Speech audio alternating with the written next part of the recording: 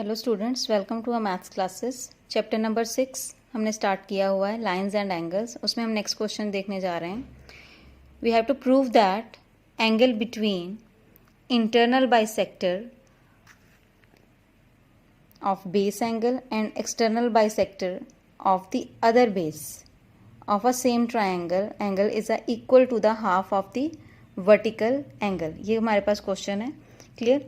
इसको हम लोगों ने करना है। तो यहाँ पे देखिए, फर्स्ट ऑफ ऑल इसके हम फिगर बनाते हैं कि हमारे पास कैसा फिगर यहाँ पे आएगा।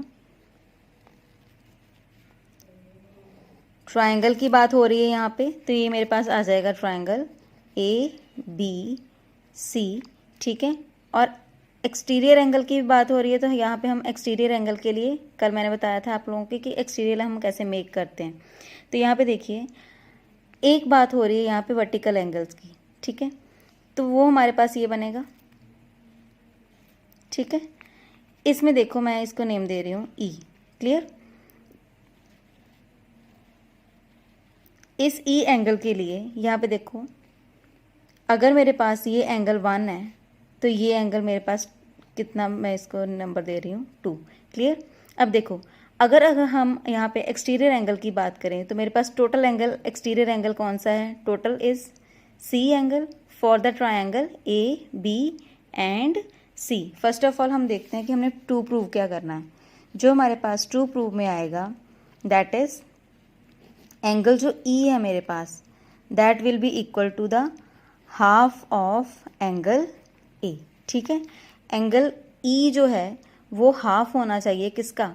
एंगल A का। क्लियर? इसको हम लोगों ने शो करना है। तो फर्स्ट ऑफ ऑल देखिए, अगर हम बात करें यहाँ पे exterior angle of the triangle ABC के लिए, तो मेरे पास एक्सटीरियर एंगल ऑफ ACD, ये मेरे पास एक्सटीरियर एंगल आएगा। और एक्सटीरियर एंगल की कल हमने प्रॉपर्टी करी थी, that whole will be equal to the sum of the its opposite angles, ठीक है। तो ये मेरे पास क्या आ जाएगा? एक्सटीरियर एंगल कौन सा? ACD, और ये बन के इसके सम इसका किसके इक्वल आएगा? एंगल A और प्लस एंगल B के, ठीक है। Angle A plus angle B। लेकिन यहाँ पे देखिए, एंगल A जो है कंप्लीट एंगल है मेरे पास, angle B is a complete angle.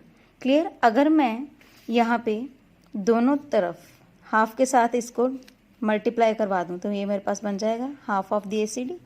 Clear? And half of angle A plus half of angle B, ठीक है।